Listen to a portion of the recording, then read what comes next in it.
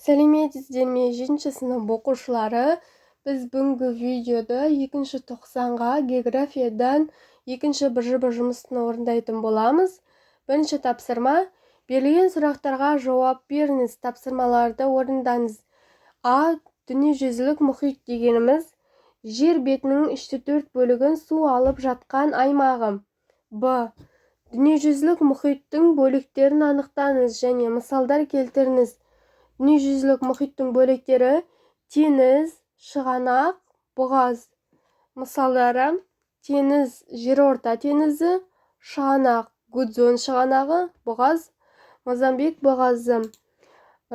Келесі 2 тапсырма: жоспар бойынша Кариб теңізіне сипаттама беріңіз.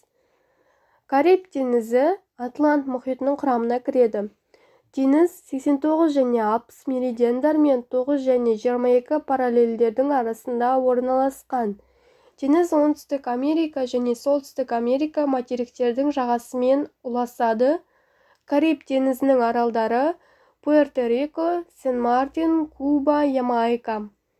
Теңіз Юкатан мен Наветренный бұғаздар арқылы мұхитпен жалғасады.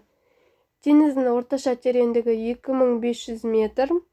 Теңіз суының тұздылығы 36%. Теңіз суының жылдық орташа температурасы 26 градус. 3 тапсырма: суреттерді қолданып мұхит суы қозғалысының түрлерін анықтаңыз.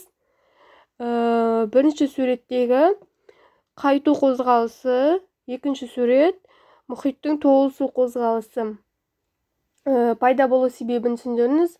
Айдың тартылыс күші жел әсерінен пайда болады ол. Ең соңғы 4 тапсырма: дүниежүзілік мұхит проблемалары қазіргі таңда ең елеулі проблемалардың бірі. Суреттегі дүниежүзілік мұхит мәселесінің түрін анықтаңыз. Суретте мұхиттың мұнаймен ластануы бейнеленген. Осы проблеманың ластану көзін анықтап, бір дәлел келтіріңіз.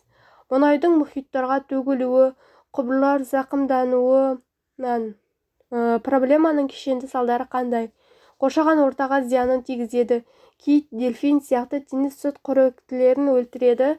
Адам денсаулығына әсер етеді. Проблеманы шешудің бір жолын ұсыныңыз.